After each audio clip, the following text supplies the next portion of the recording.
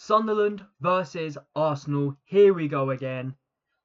And this time, this is a really good opportunity for us to extend our lead. If we win tomorrow, then no matter what, we will be ahead of one of our two rivals. We will be ahead either against Man City, against Liverpool, or both.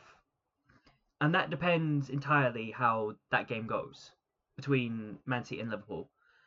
Now, of course, I do want to focus mostly on Arsenal. But this is still something that I do have to talk about. The possibility of being 28 points, and if all goes well, if we get a draw for Man City versus Liverpool, that's probably the best result for us, really. Because therefore, if we win and they draw, we're 8 points ahead of Man City, and we're 9 points ahead of Liverpool. And that's before international break. Now, I do say with Sunderland, they've played well so far. I do admit, but their competition compared to ours has not been nearly as difficult. I think the two best teams that they've had to face are Aston Villa and Chelsea. And to be fair to them, I do believe they got a result from both games. I've got to double check that now. Yeah, they beat Chelsea and they drew against Aston Villa when they were down to 10 men. So what I'm going to take from this is, yes, we should be going in there and we should be winning, but we shouldn't be taking them for granted. I don't think there's any team in the Premier League that we should take for granted, but we should still be able to win. Now, if we do manage to pull something off here, where's it gone? There it is. If we do manage to pull something off and get the 3 points, and if we do end up going 28 points, possibly 8 points clear of City, 9 points clear of Liverpool, or whatever the case, then think about that kind of position that leaves us in the Premier League. But on top of that as well, it's also worth mentioning a fair few players are looking to come back from injury after international break.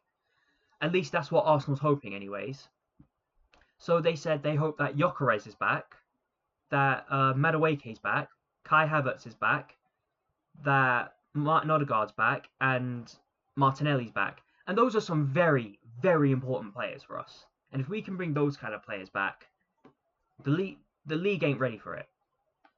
And I can say that with full confidence. I don't think anyone's going to be ready for that. As things stand, though, going into this game, we cannot afford any injuries. My biggest concern here is the 3 points.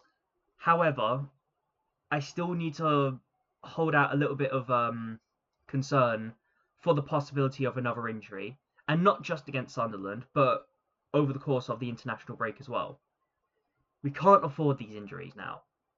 We've got the squad depth where we can have 5, 6, 7 players out, but now we've hit the point where we can't afford the injuries again.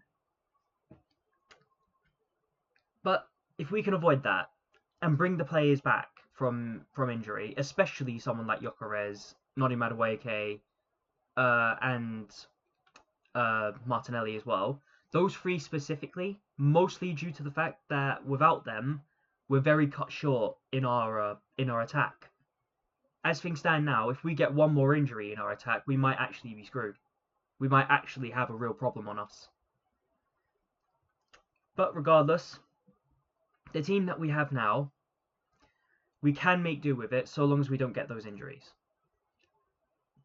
Now, again, with these kind of injuries that we're holding right now, to be 28 points in the league, hopefully, that's still a massive achievement. But it's also a massive credit to Andre Aberta as well, what he's managed to do in his first transfer window here at Arsenal.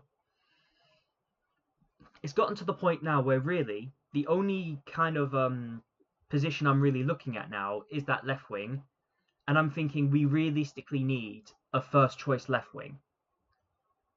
Other than that, however, I have no complaints about this team whatsoever. Maybe the injuries, yeah, but that's a bit out of our control from what we've seen. Anyways, moving on to our uh, why can't I talk? Moving on to the player selection and starting in goal, I'm gonna say David Raya, and it's quite obvious. David Raya, he hasn't had much to do now. The past few games, he hasn't had much to do other than occasionally collecting the shot or collecting a cross or maybe stopping one or two shots. And that's a credit, really, to how well defensive we are. And it was pointed out as well in that Burnley game. I didn't even think about it at the time, but the people who pointed it out showed that after we didn't, after a corner that we had, we could see all the players, 1, 2, 3, 4, 5, 6, 7, 8, 9 players even running back, trying to prevent themselves from conceding, despite the fact that the game was already won. That's a mentality, team. That is the kind of mentality that we need in this team. And that is the kind of mentality that Mikel Arteta, whether you're Arteta in or out, you have to give him credit there. Mikel Arteta did implement that kind of mentality into the team. Now, for our defenders, I've gone with Gabriel Magalhaes and William Saliba. And these are the two partnerships who, I don't care what anyone says, they are the best centre-back partnership in all the Premier League. I will not hear any debate over that. All this Mickey van der Ven, Christian Moreira, I don't even know I didn't even know who the fuck they were 2 seasons ago. But they are the best defensive centre-back pairing in the league. I'm not hearing any debate over this. Moving on to the right back, I've gone with Jurrien Timber. And Jurrien Timber, he's been the best right back in the league. I don't think anyone's been better than him. He's been absolutely quality for us. And on the left back, I've gone with Ricardo Calafiori. Now, Ricardo Calafiori, yes, he's been great. He's been absolutely rock solid. Our biggest concern with him last season was his injuries. And if he can avoid those injuries, which he's been doing beautifully, by the way, if he can avoid those injuries, he is looking to become an absolutely star left back. But the left back and the left wing, left back and the right back as well, they also move over to the left wing, to the two wings quite well. And they overlap with Trossard and Saka beautifully. Their attacking ability is just as good as their defensive ability. And that's what we love about the team. We absolutely adore that. Now, moving into our midfield, I've gone with Martin Zubimendi. And I do think we missed him last game against Slavia Prague. Norgard did well, but I don't think Norgard is as good as Martin Zubimendi. Martin Zubimendi's recovery ability alone far exceeds Christian Norgard. But on top of all that, I do love as well, I think this goes a little bit under the radar, his ability to pass it forward. And that is something that's going to work really well in our attack. But also his ability to push forward himself.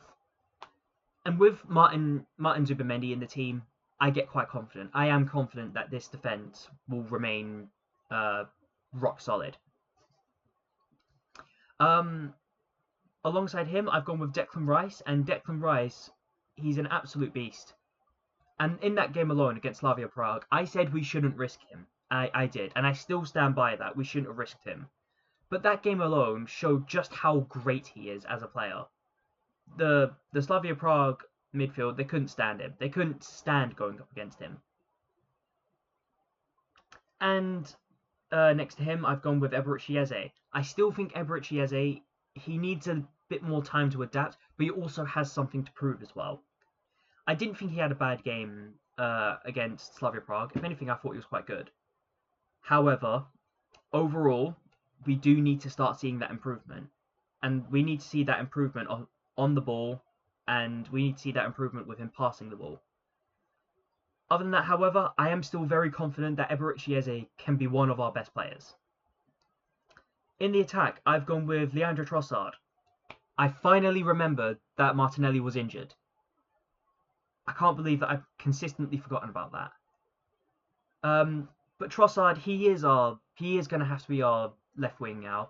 But I don't have too many concerns about that. I thought Trossard's been playing absolutely brilliantly. And I do think he will continue to absolutely tear it up, especially now with this kind of midfield that we have.